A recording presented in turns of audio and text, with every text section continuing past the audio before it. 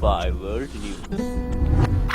Just moments ago, I spoke exclusively with Johnny Lingendorf. He is the hero who helped chase down the shooter after that massacre. I asked him to tell us what happened the moment he spotted the gunman. I had parked at the intersection where I had seen the shooter come out from the church, and a gentleman, the neighbor of the church, had come out yielding a rifle, and the two men started exchanging gunfire. From there, the shooter jumped in his vehicle where he had the door open and the engine running, ready to go, and fled the scene. At that time, the neighbor with the rifle came to my truck, and he opened my door and said he just shot up the church and got in. And he said chase him, and so that's what I did. I just chased him. And tell us about the high-speed chase. How fast were you going, and was any gunfire exchange during the pursuit?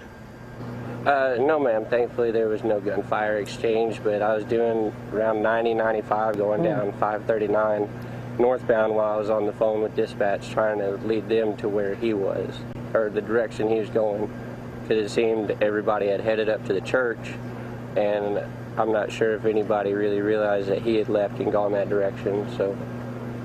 So you were on the phone and you were telling them where you were, and how were you able to keep so calm, Johnny?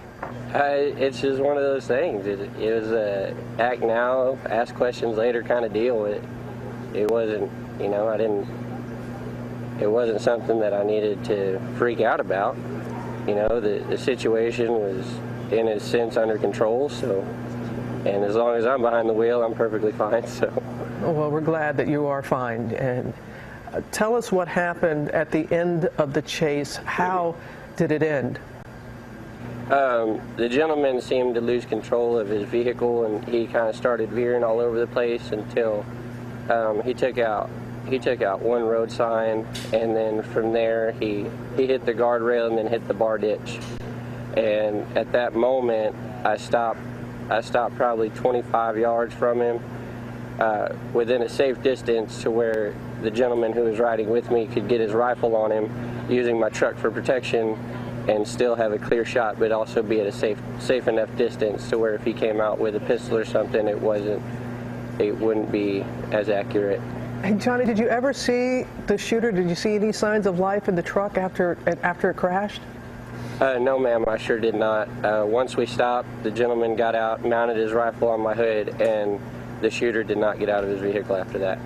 And Johnny, I have to ask you again, how did you have the presence of mind to be able to do this? This neighbor jumps in with a rifle, you're chasing someone who has just shot up a church.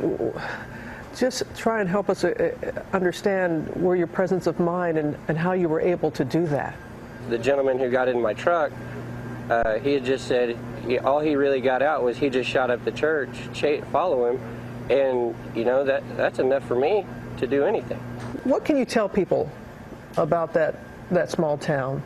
From what I've learned just in the last 24 hours or so is that it's a great little community. There's definitely a lot of love and definitely a lot of care here. So many people are pitching in, especially not just here, but from all over the state of Texas. And I'm not sure about other places yet, but I know our bigger cities in Texas and stuff are all stepping up to help everybody and, you know, try and make this uneasy situation as easy as possible for the families and everyone involved. And it's great to see everybody coming together and helping everybody out. Well, I hope that you and everyone in that town, I hope you feel the love and the support